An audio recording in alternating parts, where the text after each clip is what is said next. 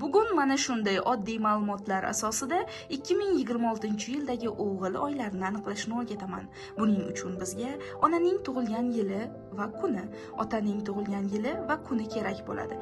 Men bu mijozni YouTube kanalimdagi avvalgi o'g'il homila reja qilish videomda eng ko'p kommentariy yozgan mijozimdan olganman. Men bularni ko'rsatib o'taman. Eng ko'p va yaxshi komment yozadigan mijozlarimda har doim galchka bo'ladi va galchkasi bor mijozlarimga men tekinga o'g'il oylarini chiqarib beraman. Demak, mana shunday hisob-kitob asosida birinchi bo'lib sizga o'g'illik bo'lganlarni men sizga ko'rsatib o'taman. Mana bu mijozim ham bizdan taqvim olganlar. Bu o'g'limning ismlari Muhammad. Ikkita qizdan keyin Alloh mana Muhammad bilan siyladi. Biza avvalo Alloh deb o'g'ilga taqvim qilgandik. Bu mijozim mana yozganlar, hamma yozishmalari bor. Homiladorlikni rasmlarini tashlaganlar aprel oyida.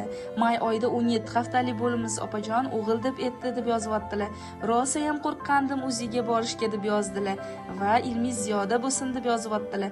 To'g'risi o'tgan safar o'g'il deganiga ishonmay bugun Namangandagi eng kuchli o'ziga bordim. Namanganlik mijozim, demak Muhammadim tug'ilganiga Xudo xohlasa yozaman. Muhammadim tug'ilganda deb niyat qilib mana may oyida yozgandilar. Allohim oktyabr oyida nasib qilib kecha ko'payishdim deyaptilar. 30-oktyabr kuni mana shu Muhammadimiz tug'ildilar mana. Mashalloh deb qo'ying. Mana dekabr oyida bir oy oldin yangi yil bilan tabriklab, meni bir martaga eslab yana yozishdi. Bir ham shirin o'g'ilcha bo'lgan. Ilohim hammaga shunaqa Muhammadlar nasib qilsin. Kimki havas qilib shu videoni ko'rayotgan bo'lsa, bitta like bosib chiroyli niyatinglarni yozib ketinglar. Kimga nima tilasanglar shunga erishasizlar. Ilohim hammamizga nasib qilsin. Juda ham ko'pchilik baribir o'g'il farzand xohlaydi. Nimaga? Sababi biz o'zbek oilalarida erkakning nomi, erkakning nasli va davomi aynan mana shu polvonchalarimiz orqali davom etadi.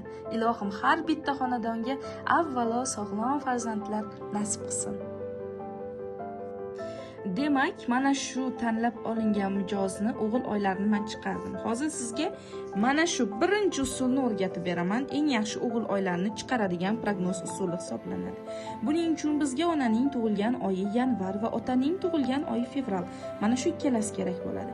Bu jadvalni birinchi qismiga qaraymiz va bir bilan birgalikda ikki raqamini birlashtiramiz. Birlashgan joyda 5 raqami chiqqan va men bu yerga 5 raqamini yozib oldim mana. Endi ikkinchi davomi qaranglar, o'g'il oyini chiqarish. 5 ni to'g'risidagi o'g'il oylarini yozib chiqamiz. Qaranglar, bu M harfi o'g'il, ya'ni murskoy. 1 4 5 9 12. Demak, 5 ta oy o'g'ilga chiqyapti birinchi usulda. Ya'ni yanvar, aprel, may, sentyabr va dekabr. Bu birinchi usul. Endi men taqvimda nima qilaman? Bu bitta usulda chiqqanda bu ayolda katta ehtimol bilan 12 oydan 5 oy o'g'ilga kelib turibdi. Endi meni ish usulimda men bu oyni eng yaxshirog'ini terib olishga harakat qilaman. Buning uchun yana qo'shimcha bu mijozimga 3 ta usulda taqvim chiqardim. Aslida 50 dan ortiq usulda ishlayman. Demak, ikkinchi usulda ko'rayotganimizda esa ikkitagina oy o'g'ilga chiqdi, ya'ni 4 va 5. Aprel va may oylari. 3-usulda ko'rib chiqarganimda bu ota asosida ko'rib chiqarganman. 3-usulda 1, ya'ni yanvar, may, avgust va dekabr oylari o'g'ilga chiqdi. Ko'rdingizmi? Uchalasida ketma-ket oxirgi qiladigan ishim jamlash. Xo'sh, qaysi oy hamma usulni jamlab o'g'il protsenti bilan kelyapti? Bizada may oyi.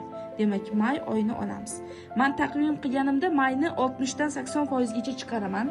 Foizida chiqadi. Ya'ni yuqori foiz chiqsa o'g'il ehtimoli bilan harakat qiling deb tavsiya beraman mijozlarga. Ya'ni boshida bizda 5 oy bor edi.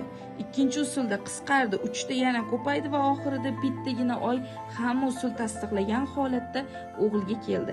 Yana usullar qo'shganimizda qo'shishlarga qarab turib foizlar o'g'ilga 60 dan 95% gacha chiqadi. Va Ikkinchi darajali tuslanuvchi oylar esa bular hali noma'lumroq oylar. Bu 4, chunki ikkita usul tasdiqlab kelyapti, 12 ikkita usul tasdiqlab kelyapti va yanvar oyi ikkita usul tasdiqlab kelyapti. O'sha yanvar oyi o'tib ketdi hisob, biz buni olib tashlaymiz. Bizda katta ehtimol bilan may oyi turibdi va aprel, dekabr oylari turibdi o'g'ilga. Birinchi o'rinda may oyini ko'proq shu mijozda tavsiya bergan bo'lardim.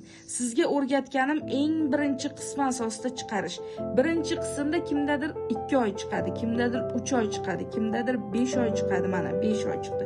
Kimdadir 9-10 oylab o'g'ilga chiqadi, hammada har xil. Bu sizga bermoqchi bo'lgan bitta usulim. Minnatdorchilik sifatida kommentariyaga o'z fikrlaringizni yozdirib va videoga like bosib ketishni unutmang. Eng ko'p komment yozgan va eng ko'p o'z izohlarini qoldirgan mijozlarimga men kelasi videoda yana tanlab olib, mana shunday chiqarib berishga harakat qilaman. Buning uchun shunchaki ko'p komment yozing va like bosishni, har doim kommentlarimda aktiv bo'lishni unutmang. Eng aktiv obunachilarga mana shunday hisob-kitoblar videolarimizda chiqariladi.